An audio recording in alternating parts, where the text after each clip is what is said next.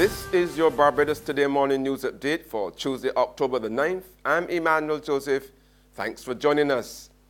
Topping the news at this hour, as the Chief Executive Officer of the now shattered Washington University of Barbados sits on remand at Her Majesty's Prison Dodds on several fraud charges, the Cabinet Minister under whose watch the medical school was set up has sought to wash his hands of the scandal.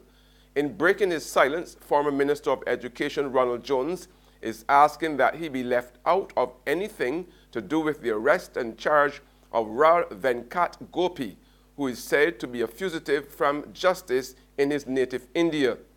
While Jones insisted he had nothing to say either about the man behind the offshore medical institution or its establishment in Barbados, he, however, sought to wash his hands of any action or inaction while Minister of Education, claiming his current status as private citizen. Nothing. I have nothing to say. Nothing. I'm a private citizen now. Let me enjoy my private life. Not a word. I have nothing to say.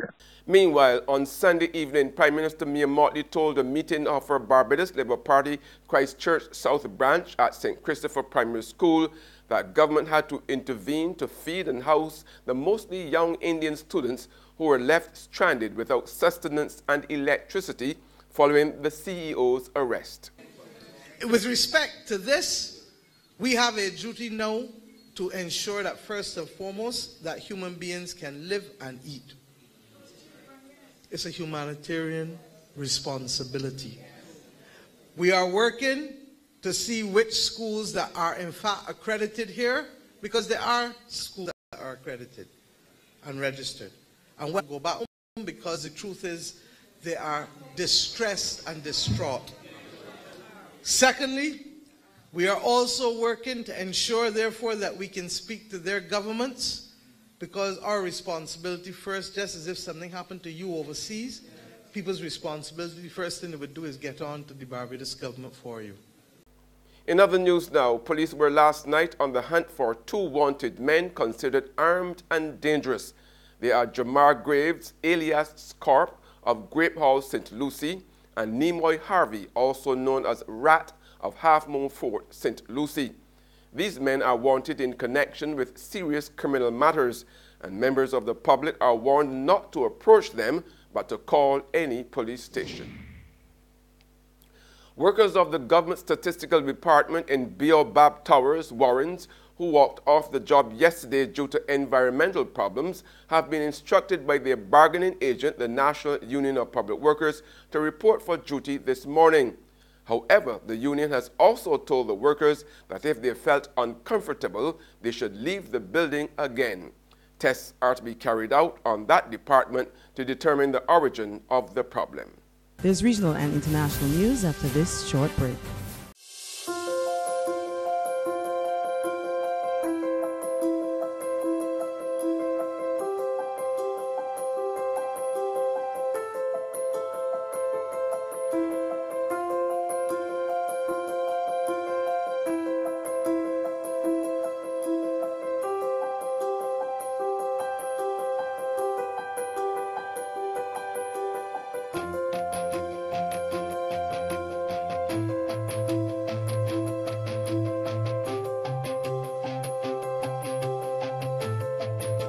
Barbados Today, news you can trust.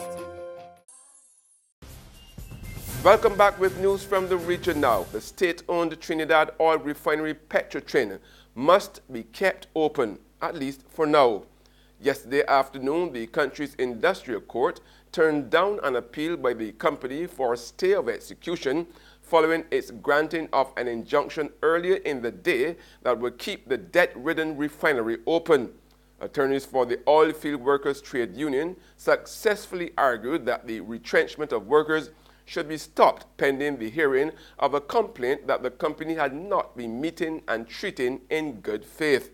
The court also ruled that Trin be restrained from making any offers to its employees, at least 300 of whom reportedly accepted their severance packages over the weekend and into yesterday. In more regional news now, an ongoing gun feud in Waterhouse, St. Andrews, Jamaica, has police searching for new crime-fighting methods. Houses have been burnt to the ground, forcing some residents to leave the community, while those living in fear are begging for more stringent security measures. It's very bad in the community. This come like it's a ghost town. This is not the community that I grew up in. Not the community that I grew up. This come like a Iraq Mede. Residents protesting against the recent violence in Waterhouse, St. Andrew. At the root of the violence, a feud between the east and west side gangs. But as they demonstrated, some residents claim that the police have been taking sides, clamping down on one area more than the other. Head of the St. Andrews South Police Division, Superintendent Gary Francis, says that's not so. In fact, he says the residents have been making it difficult for the police.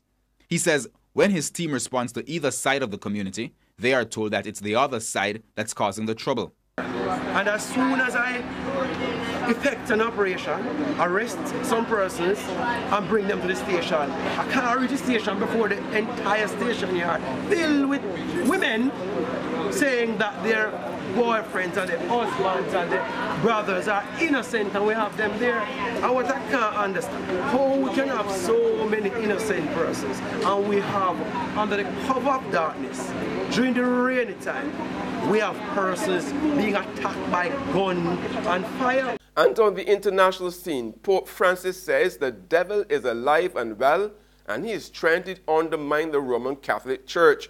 The Pope believes Satan is behind the Catholic Church's sex abuse scandal.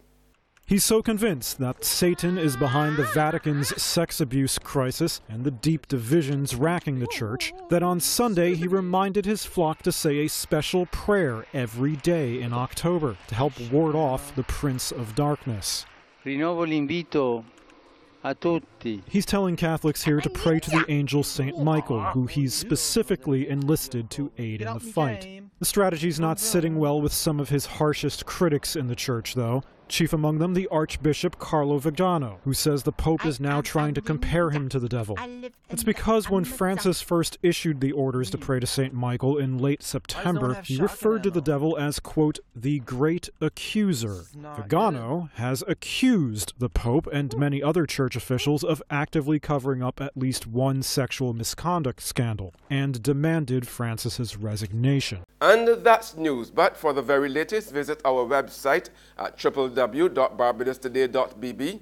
You can also subscribe to our e-paper, email updates, or like us on Facebook, and sign up for breaking news alerts via WhatsApp. We are also on Izumi Media in bus terminals, as well as Screenplay at supermarkets and gas stations near you. Now you can also hear us on Mix 96.9 FM. I'm Emmanuel Joseph. Have a fantastic day.